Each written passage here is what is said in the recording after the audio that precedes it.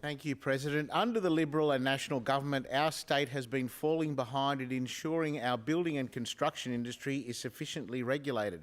It is evident that the fire protection industry is not adequately regulated, which poses a risk to all of our residents. Currently in New South Wales, there is no licence or qualification required to undertake the regular inspecting and testing of crucial fire protection systems. The lack of an effective licensing regime poses a momentous risk to the community, as ineffective or non-functioning fire protection systems can cause catastrophic harm. New South Wales Labor listened to the fire protection industry experts and workers, analysed the lack of regulations, and prior to the last election, we committed to creating a fire protection inspection and testing licence.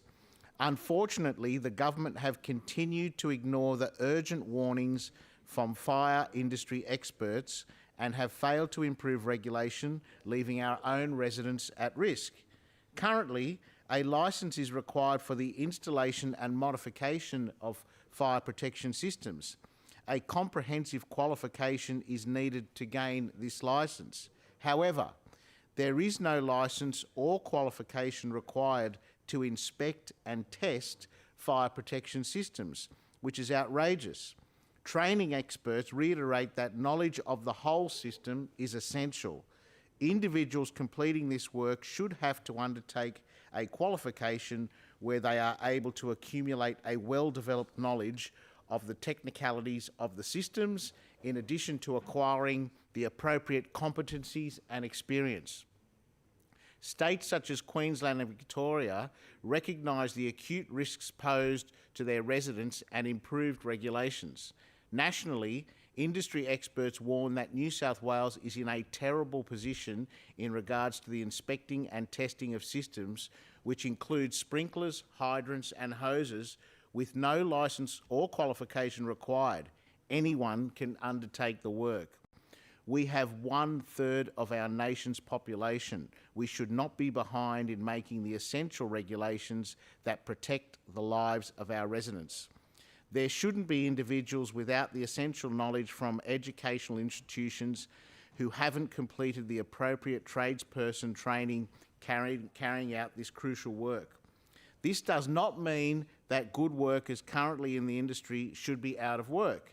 In Victoria, when they recognised the need to strengthen the regulations, they implemented a process where work history could be evaluated by the regulator and granted a transitional registration period for training and recognised prior learning or apprenticeships.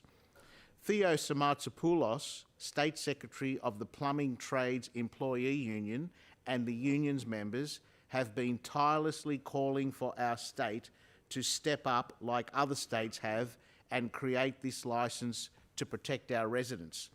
These workers have seen firsthand that crucial work is not being done correctly, stating that they constantly see systems that fail vital tests as they have not been inspected and tested correctly because unqualified individuals lack the skills to identify failures in protection systems.